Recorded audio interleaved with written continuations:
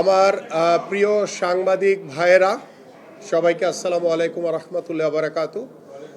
আমি প্রথমেই মহান আল্লাহ তাআলার কাছে শুকরিয়া আদায় করছি যে মহান আল্লাহ তাআলা আমাকে আজকে যে দায়িত্ব অর্পণ করেছে, আমি এই দায়িত্ব আমার সততা নিষ্ঠার সহিত এবং আপনারা যারা ক্রীড়া সাংবাদিক রয়েছেন, আমার যারা ক্রীড়া সংগঠক রয়েছে, ক্রীড়াবিদ রয়েছে, খেলোয়াড়রা রয়েছে, সকলকে একসাথে নিয়ে আমরা আগামীর একটি সুন্দর ক্রীড়াঙ্গন গড়তে চাই।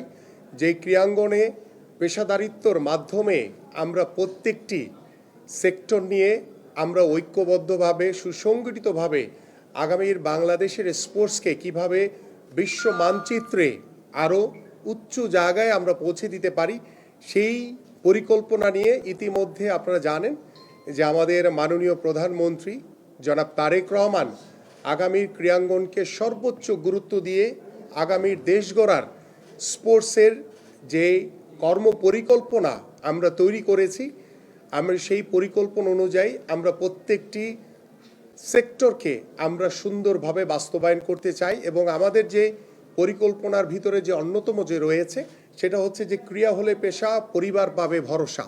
আমরা সেই খেলাধুলাকে প্রথমে পেশার আওতায় আনতে চাই। আমরা খেলাধুলার মাধ্যমে আমরা জাতীয় শিক্ষাক্রমে ৪র্থ শ্রেণী থেকে খেলাধুলাকে বাধ্যতামূলক করতে চাই। আমরা নতুন করে স্পোর্টসের মাধ্যমে আমরা বাংলাদেশের বিভিন্ন প্রত্যন্ত অঞ্চলে আনাচে কানাচে যে প্রতিভাবান খেলোয়াড়রা রয়েছে তাদেরকে অন্বেষণ করে আমরা আমাদের যে বিকেএসপিগুলো রয়েছে সেই বিকেএসপিগুলোতে বা আমাদের আরও অন্যান্য বিভাগীয় শহরে বিকেএসপি তৈরির যে আমাদের শাখার যে পরিকল্পনা রয়েছে সেখানে আমরা রাষ্ট্রীয়ভাবে সরকারিভাবে সেই সকল প্রতিভাবান খেলোয়াড়দেরকে আমরা বিনামূল্যে তাদের পড়াশোনা এবং খেলাধুলার সকল দায় দায়িত্ব গ্রহণ করব। এবং সর্বোপরি আমার এই খেলাধুলাকে আমরা পেশা হিসেবে যেভাবে প্রতিষ্ঠিত করতে চাই, ঠিক সেইভাবে আমরা আমাদের ঢাকা মহানগর সহ উত্তর দক্ষিণ সহ সারা বাংলাদেশের খেলার মাঠের অনেক অভাব রয়েছে, আপনারা সকলেই জানেন। এবং আমি আপনাদেরকে আশ্বস্ত করতে চাই, আমাদের ঢাকা মহানগরীতে প্রায় ১০০টি ওয়ার্ড রয়েছে। আমরা চেষ্টা করব প্রত্যেকটি ওয়ার্ডের মধ্যে যদি আমরা করতে না পারি, বাট ২টি ওয়ার্ডের মাঝখানে আমরা সরকারিভাবে ৩ থেকে ৪ বিঘা জায়গা অ্যাকোয়ারের মাধ্যমে আমরা আমাদের এলাকার বা আমাদের ভবিষ্যৎ প্রজন্মের জন্য খেলার মাঠ আমরা তৈরি করতে চাই। এবং সেই খেলার মাঠের চারপাশে আমরা ওয়াকওয়ে তৈরি করতে চাই, যেখানে আমাদের বয়োবৃদ্ধ বাবা মারা হাঁটার মাধ্যমে তাদের শরীরকে সুস্থ রাখতে পারবে। ঠিক এইভাবে আমাদের অনেকেই রয়েছেন, আপনারা জানেন যে বিগত, যেহেতু আমি একজন খেলোয়াড় ছিলাম, আমি দেখেছি যে খেলা চলাকালীন সময় খেলোয়াড়দের অনেক বেশি কদর থাকে। খেলা ছেড়ে দেওয়ার পরে আমার অনেক খেলোয়াড়রা রয়েছে তারা হতাশাগ্রস্ত হয়ে যায়। আমি সেই সকল খেলোয়াড়দেরকে আশান্বিত করতে চাই যে আমরা খেলা ছেড়ে দেওয়ার পরও আপনাদের কর্মসংস্থানের ব্যবস্থা হবে। আমরা ইতিমধ্যে যে সিদ্ধান্ত নিয়েছি, আমাদের সারা বাংলাদেশের প্রত্যেকটি শিক্ষা প্রতিষ্ঠানে আমরা বিষয়ভিত্তিক ক্রীড়া শিক্ষক হিসেবে নিয়োগ দিব। যদিও প্রথম পর্যায়ে আমরা এটি প্রত্যেকটি শিক্ষা প্রতিষ্ঠানে আমাদের পক্ষে দেওয়া সম্ভব হবে না, কারণ আমাদের প্রায় বাংলাদেশের সকল মাধ্যমিক থেকে শুরু করে প্রাইমারি, উচ্চ মাধ্যমিক এবং আমাদের যে কারিগরি শিক্ষা রয়েছে, মাদ্রাসা শিক্ষা রয়েছে, বিভিন্ন সেক্টর মিলে প্রায় ১,৪৮,০০০-এর উপরে আমাদের প্রতিষ্ঠান রয়েছে। সেইখানে যদি আমরা 5টি খেলাকে বাধ্যতামূলক করি, সেই বাধ্যতামূলক করতে গিয়ে দেখা যাবে যে আমাদের প্রায় ৭.৫ লাখের উপরে আমাদের ক্রীড়া শিক্ষক নিয়োগ দিতে হয়। বাট এই পর্যায়ে আমাদের এত ক্রীড়া শিক্ষক বাংলাদেশে নাই। যেহেতু আমি অগ্রাধিকার দিব হচ্ছে আমাদের খেলোয়াড়দেরকে, যারা স্পোর্টস ব্যাকগ্রাউন্ডের তাদেরকে আমরা অগ্রাধিকার দিয়ে করতে চাই, সেই কারণে আমাদের যে পরিকল্পনাটি রয়েছে, আমরা সারা বাংলাদেশের ৪৯৫টি উপজেলায় রয়েছে, প্রত্যেকটি উপজেলায় আমরা একজন ক্রীড়া অফিসার নিয়োগ দিব। পাশাপাশি প্রত্যেকটা উপজেলায় আমরা যেহেতু 5টি ইভেন্টকে বাধ্যতামূলক করতে যাচ্ছি, সেখানে প্রত্যেকটি ইভেন্টের জন্য আমরা 3 জন করে ক্রীড়া শিক্ষক নিয়োগ দিব। দ্যাট মিনস হচ্ছে একজন হচ্ছে ক্রীড়া অফিসার এবং 15 জন হচ্ছে আমাদের ক্রীড়া শিক্ষক। এইভাবে প্রায় আমাদের ৭,৯২০ জনের মতো আমাদের ক্রীড়া শিক্ষক আমরা প্রথম পর্যায়ে আমরা আশা করি ইনশাল্লাহ প্রথম বছরই আমরা চেষ্টা করব আস্তে আস্তে করে নিয়োগ দেওয়ার জন্য, যাতে আমাদের যারা এক্স খেলোয়াড় রয়েছে তারাও একটি নতুন কর্মসংস্থানের রাস্তা তৈরি হয়। পাশাপাশি আমাদের খেলোয়াড়দেরকে আমরা প্রতি মাসে সরকারিভাবে তাদের ভিতরে যাতে একটি পেশাদারিত্ব মনোভাব তৈরি হয়, তাদেরকে বেতনের মানে আওতায় নিয়ে আসা, এবং ইতিমধ্যে সেটি আমরা আগে থেকে আমাদের পরিকল্পনা রয়েছে। আমরা ক্রিকেট, ফুটবল থেকে শুরু করে আমাদের প্রত্যেকটি ফেডারেশনে যারা ন্যাশনাল প্লেয়ার রয়েছে, যারা প্রতি বছর এটা চেঞ্জ হতে পারে, যারা ন্যাশনাল টিমে থাকবে তাদেরকে সরকারিভাবে তাদেরকে বেতন কাঠামোর ভিতরে নিয়ে আসা, এই হচ্ছে আমাদের মোটামুটি একটি পরিকল্পনা।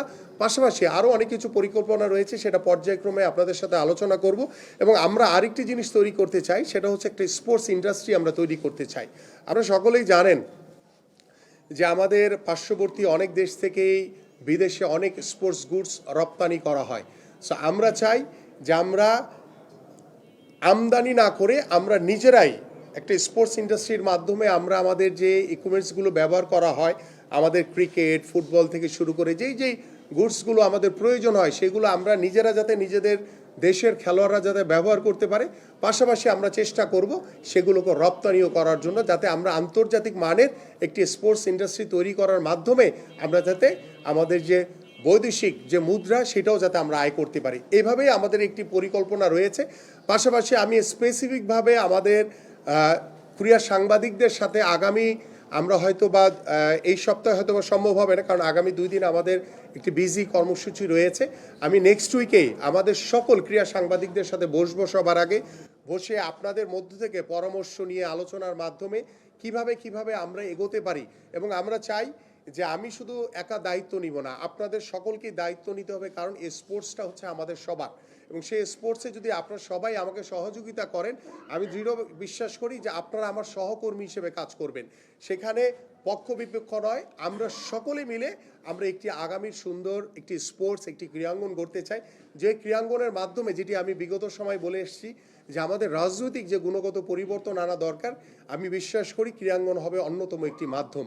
এবং আমরা আশা করি যে আমাদের ক্রিকেটের যে একটি ইস্যু রয়েছে, আপনারা জানেন যে সাম্প্রতিক পর্যায়ে আমরা বিশ্বকাপ যে খেলতে আমাদের যে একটি কূটনৈতিক যে নীতির কারণে আমরা কূটনৈতিক যে একে অপরের সাথে যদি আলোচনা করে যদি আমরা এটিকে সমাধান করতে পারতাম, সেটি হয়তো বা তাহলে আমাদের দল হয়তো বা বিশ্বকাপ খেলতো। আমি চাই যে এটি দ্রুত অবসান হবে, এবং ইতিমধ্যে আমি কথা বলেছি, আমি আমাদের যে পার্শ্ববর্তী দেশ রয়েছে তাদের সাথে আমরা বন্ধুত্বপূর্ণ সম্পর্ক রেখে আমরা ক্রিকেট, ফুটবল থেকে শুরু করে সকল স্পোর্টসের সকলেই যাতে আমরা একটি কূটনৈতিক একটি আদান প্রদানের মাধ্যমে যাতে আমরা একটি সুন্দর বন্ধুত্বপূর্ণ সম্পর্ক গড়ে তুলে আমরা যাতে প্রত্যেকটি দেশের সাথে একটি আন্তরিকভাবে আমাদের স্পোর্টসের যে বিষয়গুলো রয়েছে সেগুলো আলোচনার ভিত্তিতে আমরা আদান প্রদানের মাধ্যমে যাতে আমরা একটি সুন্দর স্পোর্টস অঙ্গন গড়ে তুলতে পারি। আমি আশা করি যে আপনারা আমার সাথে রয়েছেন, আমি আপনাদের সার্বিকভাবে আপনাদের সহযোগিতা চাই।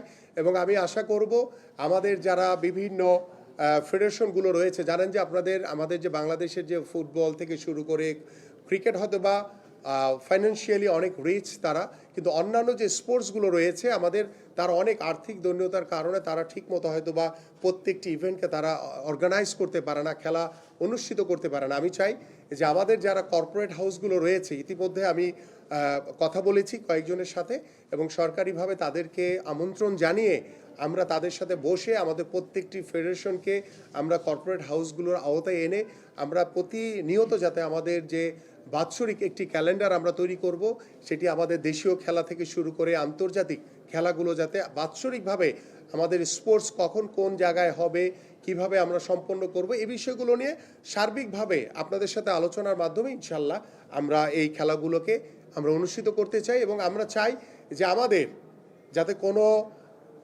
মানে যানজটের ভিতরে না পড়তে হয়, কারণ আমরা চাই খেলাধুলাটা নিয়মিত হবে, সেটা আমাদের পুরুষ ফুটবল টিম বলেন, ক্রিকেট বলেন, বা আমাদের নারীরা যেভাবে এগিয়ে যাচ্ছে, আমরা নারীদেরকেও সর্বোচ্চ গুরুত্ব দিয়ে আমাদের ক্রিকেট, ফুটবল থেকে শুরু করে অন্যান্য স্পোর্টসে আমরা নারীদেরকেও সমানভাবে এগিয়ে রাখতে চাই। কারণ আমরা চাই যে আমাদের নারী এবং পুরুষ তারা সমানভাবে এগিয়ে যাবে।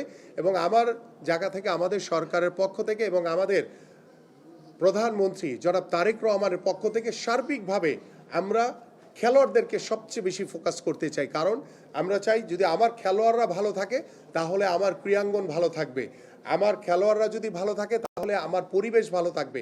আমি অবকাঠামো না, আমি আমার খেলোয়াড়দের বেশি আমাদের খেলোয়াড়দের দিকে বেশি মনোযোগী হতে চাই। আই থিঙ্ক আমার মনে হয় আজকের জন্য এটুকুই। অনেক ধন্যবাদ আপনাদেরকে। যদি আপনাদের কোনো প্রশ্ন থাকে তাহলে আমি অ্যান্সার করব। আমি আমি আজকে শপথ গ্রহণ অনুষ্ঠান থেকে আসার পরেই আমাদের সংসদ ভবনে ইন্ডিয়ার ডেপুটি হাই কমিশনারের সাথে আমার দেখা হয়েছিল। অ্যাবাউট দিস রিজন আমি তার সাথে কথা বলেছি এবং সেও খুব ফ্রেন্ডলি, আমিও তার সাথে খুব ফ্রেন্ডলিভাবে বলেছি যে আমরা দ্রুতই এই সমস্যাটি আলোচনার ভিত্তিতে নিরসন করতে চাই, কারণ আমরা চাই যে আমাদের পার্শ্ববর্তী সকল দেশের সাথে যাতে আমাদের একটি বন্ধুত্বপূর্ণ সম্পর্ক থাকে, সেটা খেলাধুলা থেকে শুরু করে সব সেক্টর নিয়ে আমরা একটি আন্তরিক পরিবেশ গড়ে তোলার মাধ্যমে আমরা একটি সৌহার্দ্যপূর্ণ সম্পর্ক গড়ে তুলতে চাই। দেখেন, আমি বিষয়টি এখানে আইসিসি দ্বারা নিয়ন্ত্রিত, আইনের ভিতরে থেকে, নিয়মের ভিতরে থেকে এটি আলোচনার ভিত্তিতে যা করণীয় আছে সেটি আমি বসে আলোচনার মাধ্যমে পরে এটি নিয়ে আমি মন্তব্য করব। আজকের পর থেকে কোনো কঠোরতা থাকবে না, কারণ আমি সাংবাদিকরা আপনারা যেভাবে আমাদের খেলাধুলাকে এগিয়ে নেওয়া যাওয়ার জন্য লেখনির মাধ্যমে আপনারা যেভাবে এগিয়ে নিয়ে যেতে চান, আমি মনে করি যে আপনাদের সকলের স্বতঃস্ফূর্ত অংশগ্রহণের মাধ্যমেই আমরা আগামী ক্রীড়াঙ্গনকে গড়ে তুলতে চাই। সেখানে কোনো বাধা নিষেধ আজকের পর থেকে ইনশাল্লাহ থাকবে না। আমার কাছে যেটি চ্যালেঞ্জ বলতে বিষয় না, বিষয়টা হচ্ছে যে আমি একটি সামগ্রিকভাবে আমরা একটি সুন্দর পরিবেশে, যে বিগত সময়ে আমরা যে একটি অস্থিতিশীল ক্রীড়াঙ্গন দেখেছি, সেখানে ক্রীড়াবিদ, ক্রীড়া সংগঠক, সাংবাদিকদের ভিতর কিন্তু একটি ডিস্টেন্স তৈরি হয়েছে আমার কাছে মনে হয়েছে। বাট আমি চাই যে এই জায়গাটা আমরা যাতে একটি ফ্যামিলিয়াল সম্পর্ক গড়ে তুলতে পারি। আপনার সাথে আমাদের ক্রীড়াবিদ, আমাদের যারা ক্রীড়া সংগঠক কিংবা ক্রীড়া সাংবাদিক যারা রয়েছেন, সকলে একটি পরিবারের মতো। কিভাবে আমাদের সকলের উদ্দেশ্য কিন্তু আমাদের বাংলাদেশে ক্রীড়াঙ্গনকে কিভাবে এগিয়ে নিয়ে যেতে পারি, এটাই তো মূল টার্গেট। সো এইখানে ভিতরে কে বা কাহারা যদি কেউ কোনো দুষ্টামি কিংবা ষড়যন্ত্র করার চেষ্টা করে, সেটা করার আশা করি আর ভবিষ্যতে সুযোগ পাবে না। আমরা সকলেই একটি পরিবারের মতো ইনশাল্লাহ একসাথে এগিয়ে যাব। আমাদের ঢাকা স্টেডিয়ামের যে পরিবেশ, আমি যখন থেকে খেলেছি ছোটবেলা থেকে, তখন থেকে কিন্তু একই পরিবেশ দেখেছি। সো এটার কোনো পরিবর্তন হয়নি। সো যেহেতু এটি আমার মিনিস্ট্রির আন্ডারে, সো এটি আমি আলোচনার মাধ্যমে যদি কোনো সমাধান করার সুযোগ থাকে তাহলে আমরা সেটা নিয়ে আলোচনা করব। আর সাকিব আর মাশরাফির বিষয়টি, এটা রাষ্ট্রীয় একটি সিদ্ধান্ত। আমি মনে করি যেটা আমরা রাষ্ট্রীয়ভাবে আমরা অত্যন্ত নমনীয়ভাবে, যেহেতু তারা বাংলাদেশের লিজেন্ডারি ক্রিকেটার, তাদেরকে অবশ্যই আমরা সাধুবাদ জানাই। কিন্তু যে মামলাগুলো হয়েছে সেটা রাষ্ট্রীয়ভাবে সিদ্ধান্ত গ্রহণের মাধ্যমে আমরা চাই তারা যাতে আমাদের বাংলাদেশে যাতে দ্রুত ফিরে আসতে পারে। আমি একদিনে পারবো না, একদিনে এটা সম্ভব না, কারণ দীর্ঘদিনের যে চর্চা সেটাকে একটি জায়গায় নিয়ে আসতে হলে একটু সময় লাগে। এক্ষেত্রে আপনাদেরও সহযোগিতা লাগবে।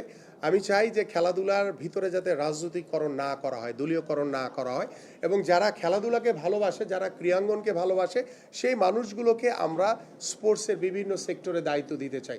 পাশাপাশি দেখেন, ক্রিকেট বোর্ডের নির্বাচন নিয়ে আমি বিগত সময় বলেছি, এখনও বলছি যে অনেক প্রশ্নবিদ্ধ একটি নির্বাচন হয়েছে। বাট যেহেতু এখন একটি দায়িত্বশীল জায়গায় রয়েছি, আমি তাদের সাথে বসে আলোচনার মাধ্যমে এবং আমার যারা ক্রীড়া সাংবাদিক আছেন আপনাদের মাধ্যমে বসে এটাকে কি করণীয় যায়, কিভাবে এটাকে আমরা উতরিয়ে ভালো একটি পর্যায়ে যেতে পারি। কারণ আপনার আমার সবার উদ্দেশ্য কিন্তু একটাই, সেটা হচ্ছে ভালোর দিকে যাওয়া। সো সেই ভালোর জন্য আমরা বসে আলোচনার মাধ্যমে যা যা করণীয় আছে আপনাদের সাথে পরামর্শ করে, আমার সংশ্লিষ্ট যারা ক্রিকেট বোর্ডে রয়েছে, অন্যান্য সেক্টরে যারা রয়েছে, ফুটবল থেকে শুরু করে অন্যান্য ফেডারেশনগুলো, সবার সাথে আমি টাইম টু টাইম বসে ইনশাআল্লাহ পার্ট বাই পার্ট বসে আলোচনার ভিত্তিতেই আমরা একটি সুন্দরভাবে অর্গানাইজড ওয়েতে আগাতে চাই, যাতে আগামীর যে ক্রীড়াবিদ যাদেরকে সবচেয়ে বেশি আমি ফোকাস করতে চাই, তারা যাতে কখনো আর পিছন দিকে তাকাতে না হয়, তারা যাতে তাদের পরিবারকে নিয়ে ভাবতে না হয়, তারা যাতে স্বাচ্ছন্দ্যে দেশের জন্য খেলতে পারে, তাদের পরিবারকে নিয়ে যাতে ভাবতে না হয় যে আগামীকালকে তার পরিবার কি খাবে, তার বাসায় কি বাজার করবে।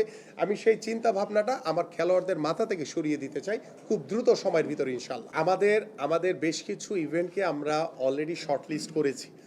এই ইভেন্টগুলোকে আমি আমাদের মাননীয় প্রধানমন্ত্রী জনাব তারেক রহমানের সাথে কথা বলে, আমরা যেহেতু চতুর্থ শ্রেণী থেকে খেলাধুলাকে বাধ্যতামূলক করতে যাচ্ছি, যে কোনো 5টি ইভেন্টকে, আমরা সেই 5টি ইভেন্টকে, এর ভিতরে যেহেতু জনপ্রিয় খেলা হিসেবে আমাদের ক্রিকেট, ফুটবল তো অবশ্যই থাকবে, বাকি 3টি স্পোর্টসকে আমরা গুরুত্ব দিতে চাই, যে স্পোর্টসগুলোতে আমাদের এশিয়ান গেমস কিংবা অলিম্পিকে ভালো কিছু করার সুযোগ রয়েছে। কারণ আমরা যখন গ্রাসরুট লেভেল থেকে এটার চর্চাটা শুরু করব, আলটিমেটলি একটা পর্যায়ে কিন্তু এটার একটা রেজাল্ট আমরা পাবো। দ্যাট মিনস এইটা না যে আমরা রাতারাতি পরিবর্তন করে ফেলতে পারবো। আমরা চাই একটা রাইট ট্র্যাকে আসুক, একটা সঠিক পথে যদি আমরা সুদূর একটি পরিকল্পনা নিয়ে আগাতে পারি, তাহলে কিন্তু আমার কাছে মনে হয়, যেহেতু আমি একজন ক্রীড়াবিদ ছিলাম, আমি খেলোয়াড় ছিলাম, আমি খেলোয়াড়দের ভিতর থেকেই কিন্তু উঠে আসছি এখানে। সো আমার কাছে মনে হয় যে খেলোয়াড়দের যেই মানসিক যে বিষয়গুলো রয়েছে, তাদের যে অভাবগুলো রয়েছে, তাদের যে সুযোগ সুবিধাগুলো দরকার, সেগুলো কিন্তু আমি আলহামদুলিল্লাহ ওয়াকিবহাল। তো যার কারণে কিন্তু আমি প্রথমেই বলেছি যে আমার খেলোয়াড়রা হচ্ছে সবার আগে ফোকাস। তাদেরকে আমি মানসিকভাবে, তার পারিবারিকভাবে তাদেরকে স্বাবলম্বী করতে চাই, যাতে শুধু ক্রিকেট কিংবা ফুটবল না, অন্যান্য স্পোর্টসেও যারা খেলবে, বাংলাদেশের প্রতিনিধিত্ব যারা করবে, তাদের যাতে পরিবার নিয়ে টেনশন করতে না হয়, বা তার নিজেকে নিয়ে টেনশন করতে না হয় যে সে ভবিষ্যতে কিভাবে চলবে, তার কর্মসংস্থানের কি ব্যবস্থা হবে। এই বিষয়গুলো আমি আল্লাহর রহমতে যারা ক্রীড়াবিদ রয়েছেন, যারা খেলছেন, তাদেরটা তো ইনশাল্লাহ পেশা হিসেবে প্রতিষ্ঠিতর মাধ্যমে আমরা সেটাকে এনশিওর করব। পাশাপাশি খেলা ছেড়ে দেওয়ার পরও তাদের জন্য কর্মসংস্থানের যে রাস্তা আমরা তৈরি করতে যাচ্ছি ইনশাল্লাহ, সেই রাস্তাতে ইনশাল্লাহ আমি আশা করি যে কোনো খেলোয়াড় খেলা ছেড়ে দেওয়ার পর আর হতাশ হওয়ার কোনো কারণ নাই। আপনার জন্য ভালো একটি কর্মসংস্থানের অপেক্ষা করছি। আমি যেহেতু ফুটবলার, শুধু ফুটবল না, আমি সকল স্পোর্টসকেই সমান গুরুত্ব দিয়ে আগাবো। এবং ফুটবল যেহেতু আমরা রিসেন্টলি দেখেছি লাস্ট 6 মান্থ বা লাস্ট 1 ইয়ার, যে হামজা চৌধুরী বা আরও XYZ অনেক ভালো ভালো খেলোয়াড়দের আগমনের কারণে কিন্তু ফুটবলে কিন্তু একটি অন্যরকম একটি প্রাণ ফিরে এসছে, এবং এটিকে কাজে লাগাতে হবে। আমরা দেখেন লাস্ট আমাদের ম্যাচ কবে হয়েছে আমি জানি না, আপনারা জানেন কিনা, ভুলে আপনারা মনে আছে কিনা জানি না। সো আমাদের এইভাবে গ্যাপ দিয়ে থাকলে হবে না, আমাদের একটি কন্টিনিউয়াস একটা মানে প্রক্রিয়ার ভিতরে থাকতে হবে। কারণ আমরা চাই যে আমাদের দেশীয় ফুটবল থেকে শুরু করে আমাদের আন্তর্জাতিক ফুটবল সব ক্ষেত্রেই যাতে আমরা এগিয়ে যেতে পারি। আজকে শুধু আমি মুখে বললাম এটা হবে না, আমি এটাকে সর্বোপরি কার্যকারিতার মাধ্যমে এটাকে প্রতিষ্ঠিত করতে চাই। ইতিমধ্যে আমার সাথে হয়তো বা আমাদের সংসদ ভবনে দাবিদ আউয়ালের সাথে দেখা হয়েছিল, ওইভাবে কথা বলতে পারিনি, বাট আমি হয়তো বা আগামী 2 দিন পরেই আমি সেক্টর ওয়াইজ প্রত্যেকটি ফেডারেশনের সাথে বসবো। সবার আগে আপনাদের সাথে বসবো, আপনারা যারা ক্রীড়া সাংবাদিক রয়েছেন আপনাদের সাথে বসে পরামর্শ করে, এবং আপনাদের ভিতর থেকে হয়তো আমি কাউকে কাউকে দায়িত্ব দিব আমার সাথে কাজ করার জন্য, যারা আমাকে আল্লাহ রহমতে আল্লাহ বাঁচিয়ে রাখলে এই দীর্ঘ যে স্পোর্টস নিয়ে যে পরিকল্পনা রয়েছে, সেই স্পোর্টসে যাতে আপনারা সবাই যাতে আমার সহকর্মী হিসেবে কাজ করতে পারেন। দেখেন আজকে তো ফার্স্ট ডে আপনাদের সাথে কথা বলছি আমি, সো আমাকেও সময় দিতে হবে। আমি যেহেতু বলেছি যে ইতিমধ্যে আমি আগামী সপ্তাহে একদম প্রথম সপ্তাহের প্রথম দিনই আপনাদের সাথে ইনশাল্লাহ বসে আলোচনা করে আপনারা এই সাবজেক্টগুলো নিয়ে আলোচনা করব, যে আমাদের কোথায় কোথায় অ্যাডক কমিটি রয়েছে, এটাকে কিভাবে শুধরিয়ে আমরা প্রত্যেকটি ফেডারেশনকে সচল করতে চাই আমরা, এবং সেটার জন্য সরকারের পক্ষ থেকে যেই ধরনের সুযোগ সুবিধা দরকার সকল সুযোগ সুবিধা আমরা দিব।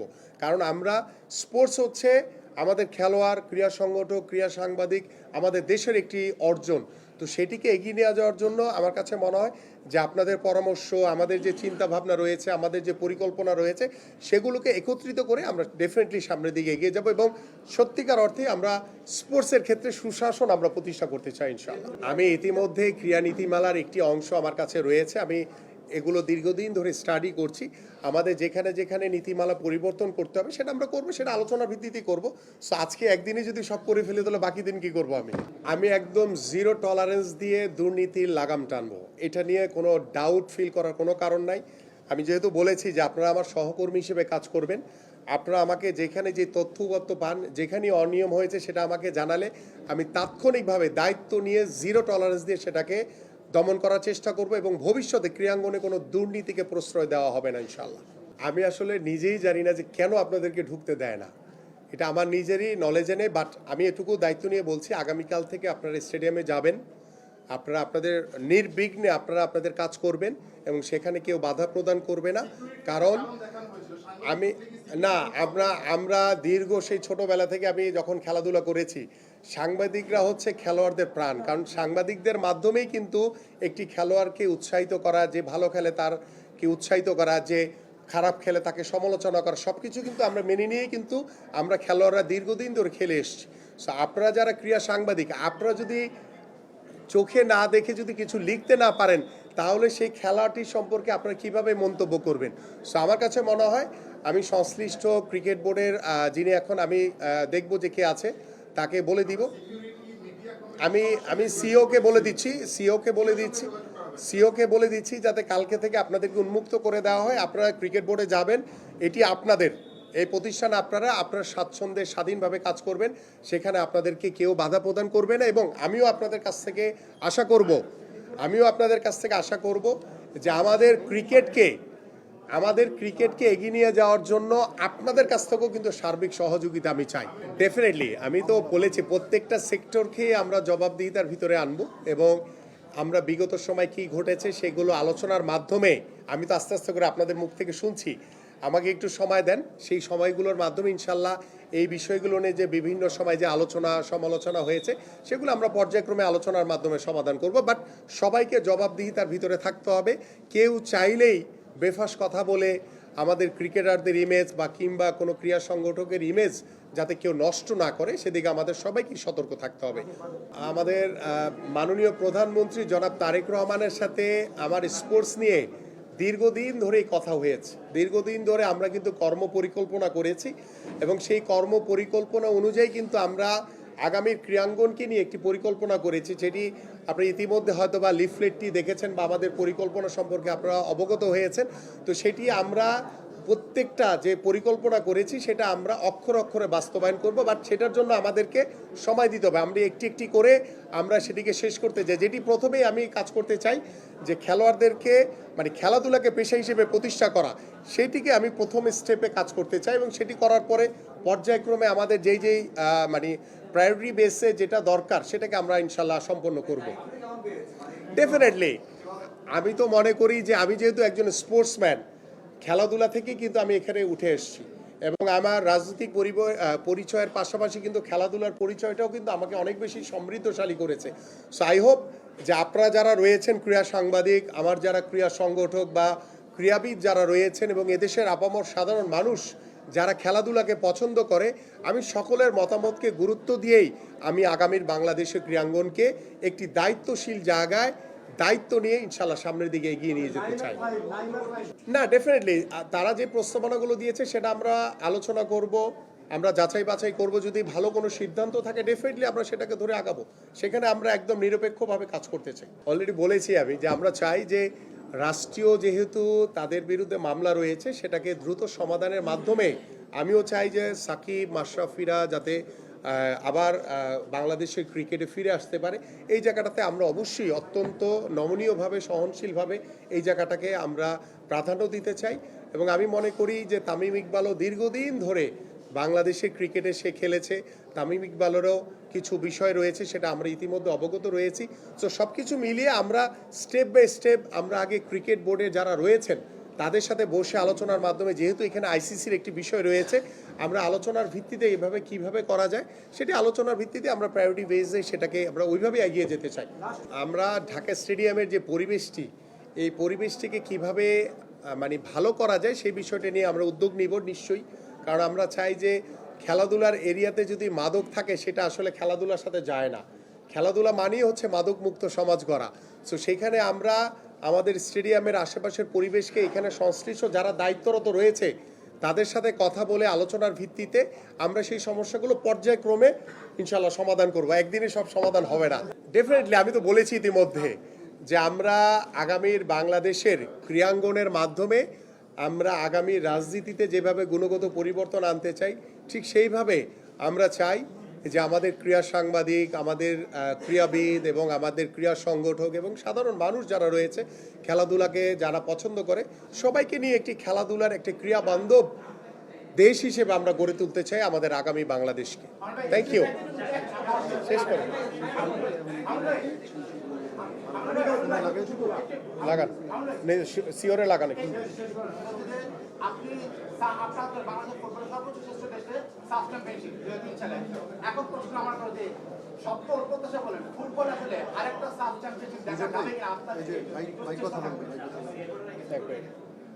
এই সুজন ভাই, থ্যাংক ইউ ভাইয়া। ওই যে আগামীকাল থেকে আমাদের এই যে ক্রিকেট বোর্ডে যে সিকিউরিটি পারপাসের কারণে যে আমাদের ক্রীড়া সাংবাদিকদেরকে যে ঢুকতে দেওয়া হয় না, এটা উঠে ফেলেন। কালকে থেকে ক্রীড়া সাংবাদিকরা অবাধে যাবে, সুন্দরভাবে কাজ করবে, কোনো রকম যাতে তাদেরকে কেউ বাধা না দেয়। আমি ফুটবলের লোক, ফুটবলের প্রতি আমার আলাদা দুর্বলতা রয়েছে। আমি এখনও এই যে আমার ছেলে পাশে বসে আছে, খেলা মানে হলেই ফুটবল হলেই আমরা মাঠে যাওয়ার চেষ্টা করি। সো আমরা দীর্ঘদিন ধরে সেই 2003 সালে সাব চ্যাম্পিয়ন হয়েছি। আমার নিজের একটা আফসোস রয়েছে যে 2010 সালে লাস্ট সাব গেমস চ্যাম্পিয়ন হয়েছিলাম। এরপরে কিন্তু বাংলাদেশের কোনো ফুটবলে কোনো সাফল্য নেই, শুধু আমাদের মেয়েরা ভালো ফুটবল খেলেছে, মেয়েদের দ্বারা অনেক সাফল্য আমরা পেয়েছি। সো আই হোপ যে আমিও আপনাদের সাথে আশাবাদী যে আগামীর যে সাফ, সেই সাফে যাতে ভালো কিছু করতে পারি এবং সেই সাফে ভালো কিছু করার জন্য আমার সরকারের পক্ষ থেকে, আমার পক্ষ থেকে যা যা করণীয় আছে সর্বোচ্চটুকু আমরা করব, কিন্তু সেই ক্ষেত্রে আপনাদের সবার সহযোগিতা লাগবে। আপনাদের সবাইকে নিয়ে এটা করতে চাই ইনশাল্লাহ। থ্যাংক ইউ ভাইয়া, থ্যাংক ইউ এভরিওয়ান।